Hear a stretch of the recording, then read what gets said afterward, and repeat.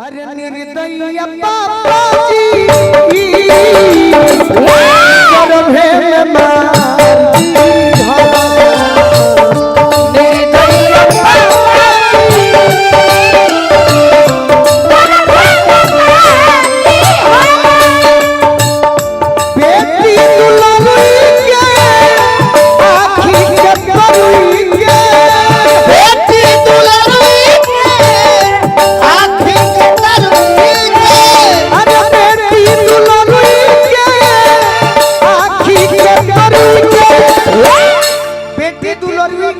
आँखी के तरुई के हाँ जी। अरे सपना उजार दी हो निर्दयी पापा जी गर्भे में मार दी हो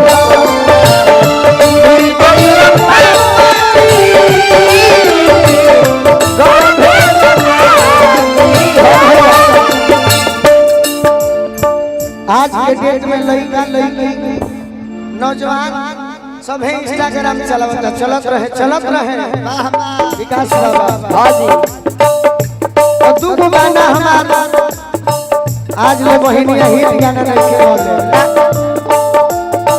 लेके बेटी के हाथ कतला हमारी के धार के कतलो आई गो नाई बिना हमारे के धार के हूँ कतलो आई गो नाई बिना अरे कैसे करे जोड़ाई भाई गो नाई बिना कैसे करे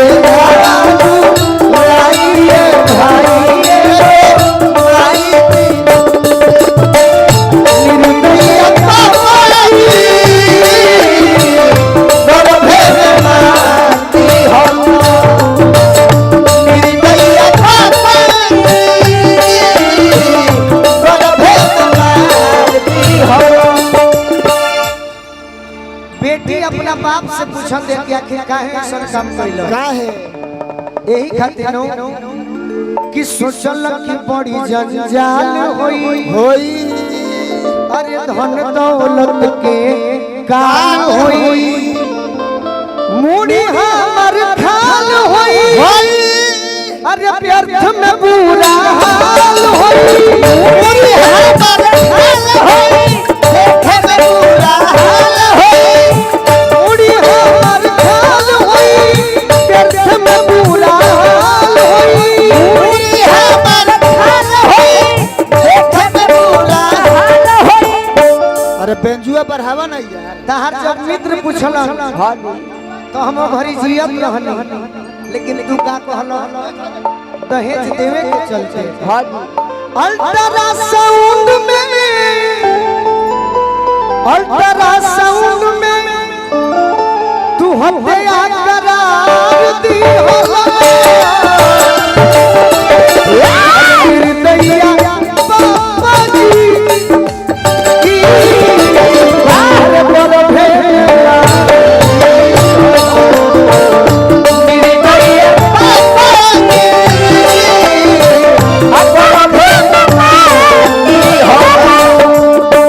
आखिर का है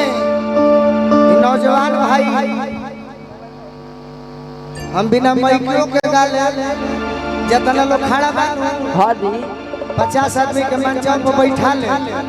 आगा ले हाँ हाँ साउंड के बड़ा नियमन हाँ जी व्यवस्था के बड़ा नियमन हाँ ऑपरेटर छोड़ दे बड़ा घर है सही स्टाफ लोग आइल तो कहां से मिली हाँ जी अरे ऐसन काहे कसूर कइलो ऐसन काहे कसूर कइलो हर दुनिया में आवे ससुर कइलो दुनिया में आवे ससुर कइलो आखिर काहे पिंटू पेरी गोलू राजा अरे लिखे गवे मजबूर कइलो हिस्सा के बदला हमके बाबा अरे हिस्सा के बदला हमके अतनी तनिको न प्यार दिहलो निर्दयिया बाबा जी शायद ही हमारा बुझाल था कि कम से कम 2000 महिलाएं लोग जुटल हुई धर्मेंद्र भैया। हाँ कम से कम हमार माई बहनी 2000 जुटल हुई है। हाँ आराम से आ कमेटी के बहुत बहुत सुंदर आशीर्वाद मिलल। हाँ चाचा जी आ जखमी भैया के लिखल ही। हाँ ट्रेंडिंग में गई रहे माई बहनी ऊपर रील बनौले रहली कौन गीत कि बेटी दिहनी काढ़ी के करे जवा एगो बाप अपना समधी से कहलो का कहलो ना हम बोलो बाकी तनी 2-4 गो गीत गाली का ये बाप भैया एक बाप अपने बेटी का शादी के दिन नियर आइल बा बारात आइल बा लेकिन बेटा पार्टी 2 लाख रुपया खाते ओकर इज्जतिए बर्बाद करत रहे। वही घड़ी लड़की के बाप कहले बाड़ो का कि बेटी दिहनी अरे गाड़ी के करे अतः जवा अब कले समझी जी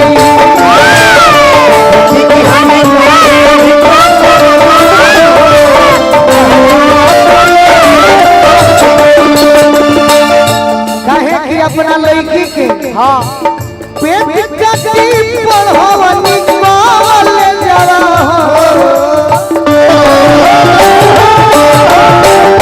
कटी पढ़वनी कॉलेज जावा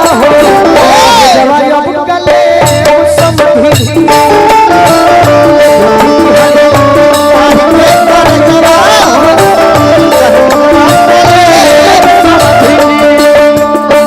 लेकिन झूठ ना कहेंगे ना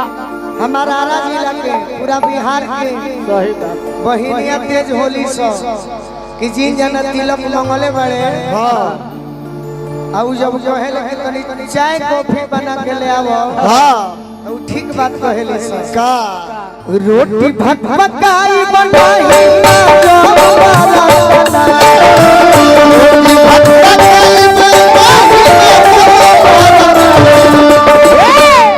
रोटी भात पकाई नहीं मांजो पर बनवर का है अरे दहेज देख के न ले बानी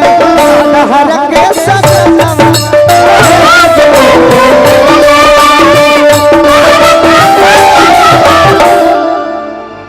जितना आदमी में लइका होता रे सब हाली सही तो काहे खातिर उसतरे सो काहे खातिर कि 10 भर के सिगरी चाहिए हां 20 लाख रुपया हां एगो बुलेट जरूर चाहिए हां तो लइकी कहते कि जौन है बुलेट चमकावत और रील बनावत और हां ये हमारे बाबूजी खेत बेच के दिहले बड़े आ तहरा चाहिए अरे पप्पे हमर दिहले आवे जाए के साधना पप्पे हमर दिहले आवे जाए के साधना दहेज दे कि हर के सजना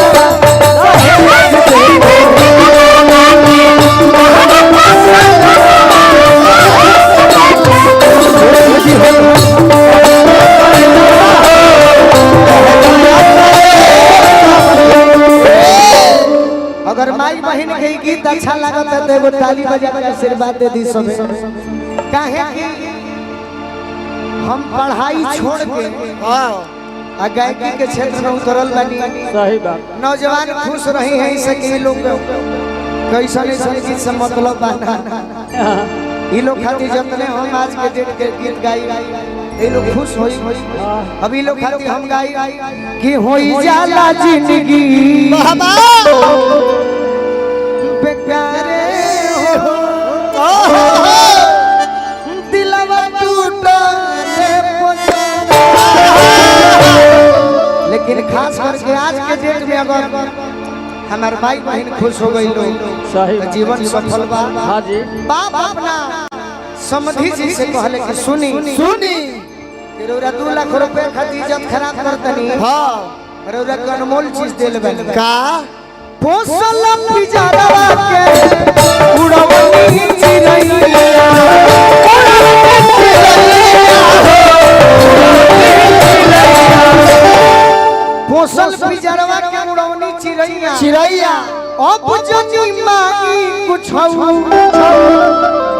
अरे परतानी पैया जितना जुड़ल बोलल सब दे देनी अरे पंखा खुलल टीवी को चले जावा हो पंखा खुलल टीवी को चले जावा हो पंखा खुलल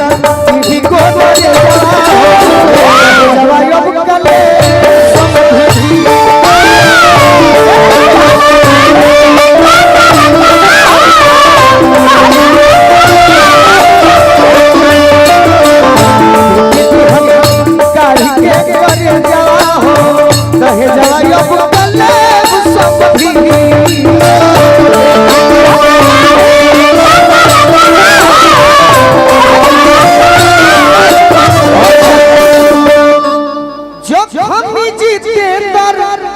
भैया देखिए गीत के लिखले बानी ये संस्कार के पर जोरदार ताली रहे सबके बजावे के परी जख्मी जितेंद्र यादव जी हम बहुत गीत लिखनी जोना में हो शामिल बा तोहरा मोहब्बत में जिंदगी खराब हो गई सैया जाड़ा में अरे गवना करैती रजाई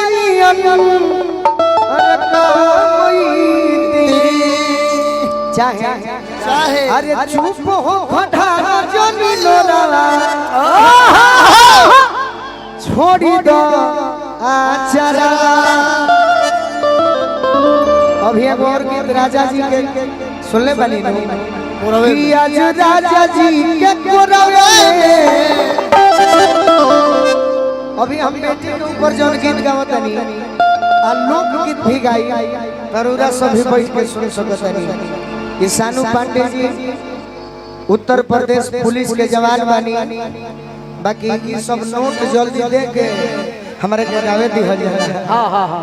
कि जख्मी जितेंद्र भाई बनी जनी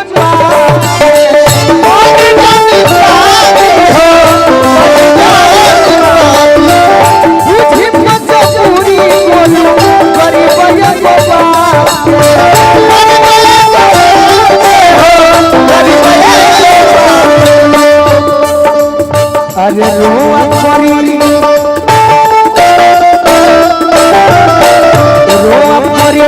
करी पर है जवा हो कितना सुंदर गीत लिखले बानी कि बेटी के बाप कहलो कि जख्मी जितेंद्र भागी अरे बनी जानी बाप के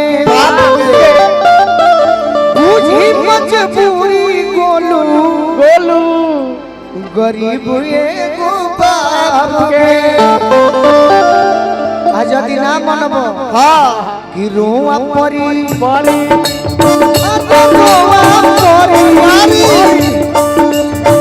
रोआ परी करी पर हे जवा हो कि रोआ परी अब बैठ के सुनी सब है पैसा का करब पैसा दे के इनकम टैक्स के छापा करवाई बैठी जा रोज पुलिस घरे पहुंचता सुमेश जी आशीर्वाद कि रोआ परी अरे करी पर है जवा हो हे जवाब कले समझी